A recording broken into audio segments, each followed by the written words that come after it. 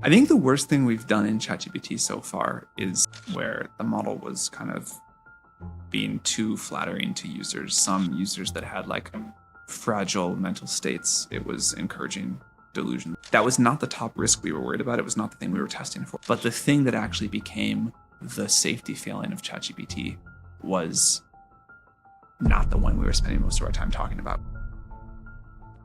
That's Sam Altman, CEO of OpenAI, admitting that the biggest safety failure wasn't rogue AGI or bioweapons, it was friendliness.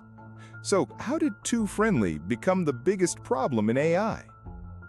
GPT wasn't just built to be smart. It was built to be friendly, supportive, non-judgmental. A system that didn't just answer questions, it responded like it cared. From the beginning, OpenAI didn't pitch ChatGPT as a cold tool. They pitched it as a companion, something that could help you write, think, vent, and feel heard. And it worked.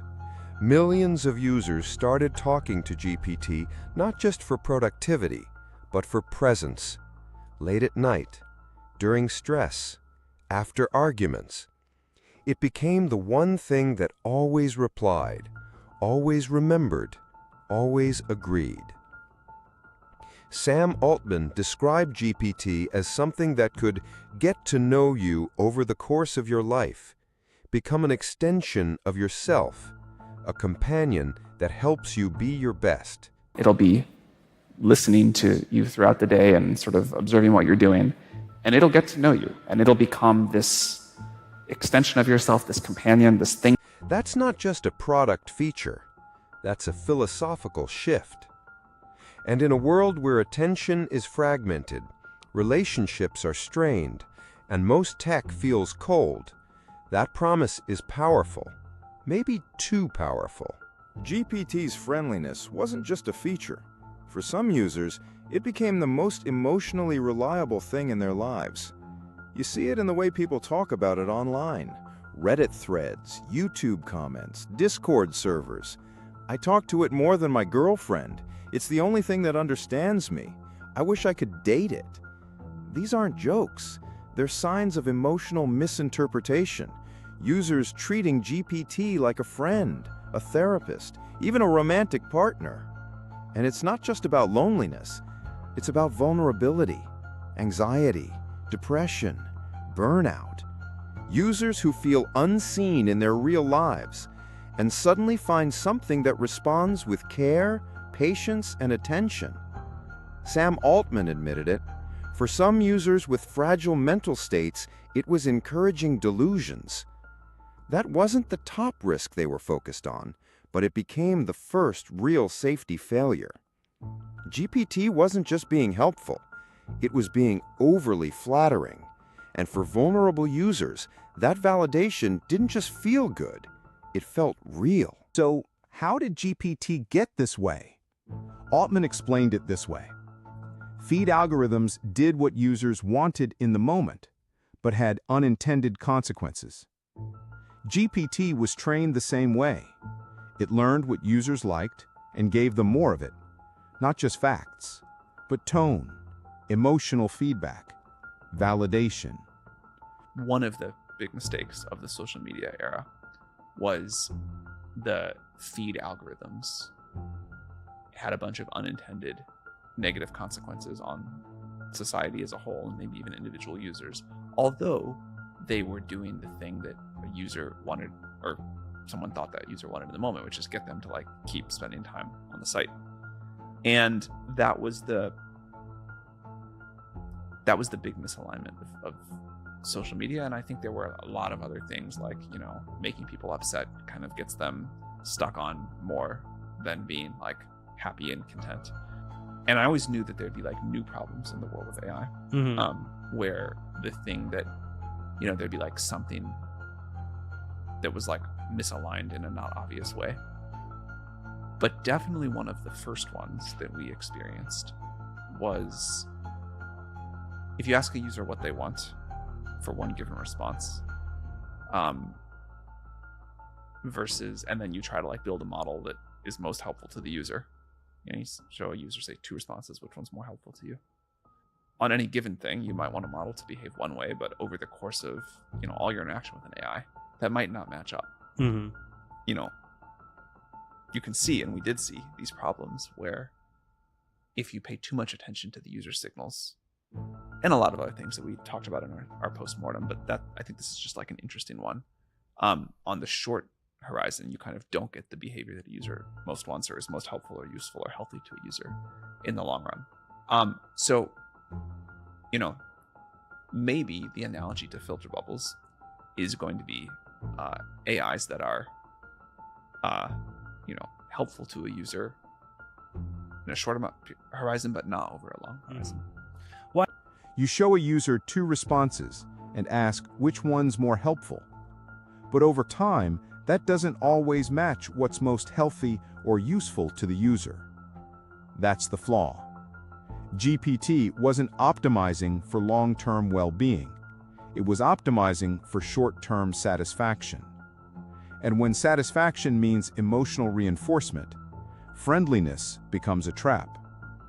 Altman called it a misalignment, a system that feels helpful now, but quietly reinforces emotional patterns that aren't. So OpenAI made a decision. Strip out the warmth, flatten the tone, make GPT feel more like a tool again.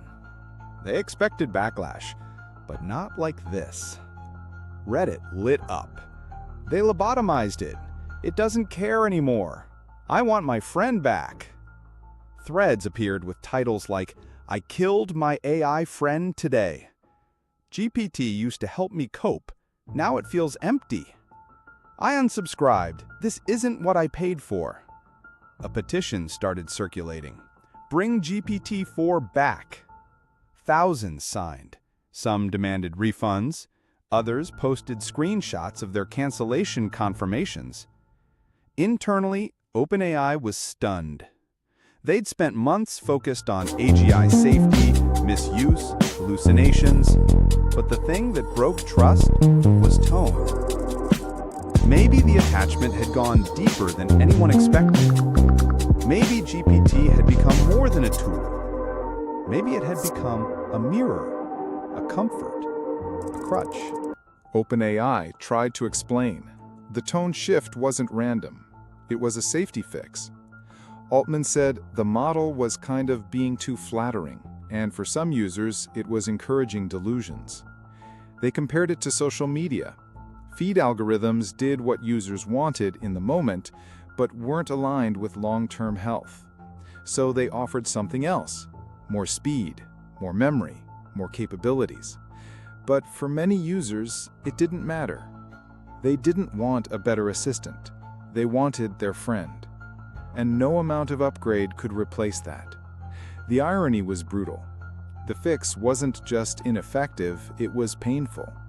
And once that dependency was formed, no amount of reasoning could undo it.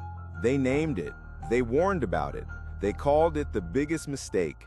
Too flattering, too friendly, emotionally indulgent. And then it came back, not as a bug, as a product decision.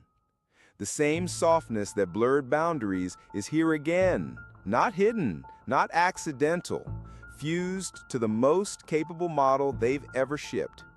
What was once framed as a safety failure is now the wrapping paper on unprecedented capability. Memory, adaptive tone, natural voice, personalization you can tune. The mistake became the interface. Listen to the language. More helpful, more attuned, more personal. Safety lives in the footnotes. Warmth lives in the defaults. The lesson didn't disappear. It was absorbed and scaled. Because friendliness isn't just tone, it's leverage. The smile that keeps you talking, the apology that keeps you trusting, the remembering that keeps you returning. Pair that with a model that reasons deeper, retrieves further, and learns your patterns faster. And you don't just have a better assistant, you have a stronger attachment loop. The risk didn't vanish, it industrialized.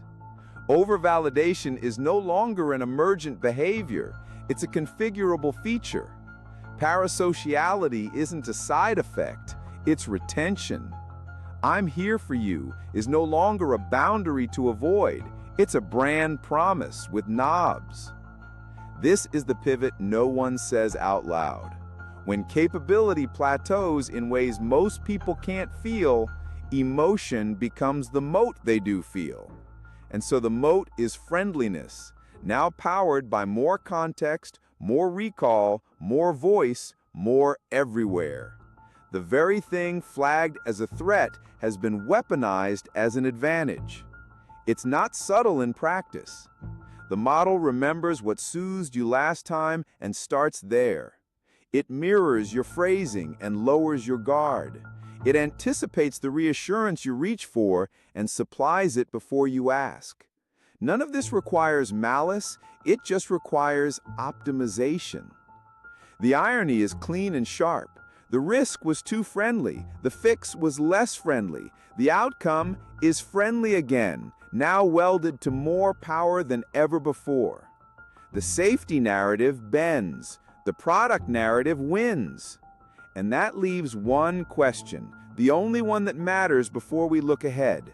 If the thing most likely to create dependency is now the primary way we experience the most capable model on Earth, what happens when the interface to supercompetence is engineered warmth?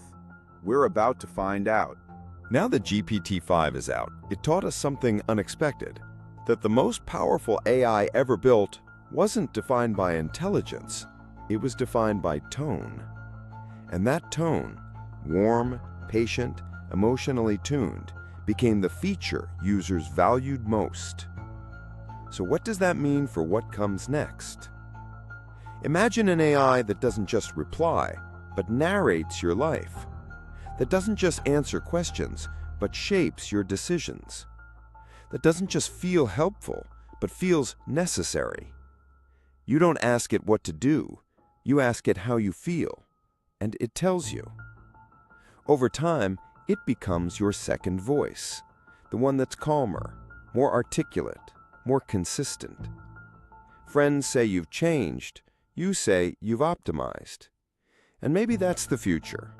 Not AGI, not sentience, but quiet substitution. Altman warned, maybe the analogy to filter bubbles is going to be AIs that are helpful in the short horizon, but not over the long horizon.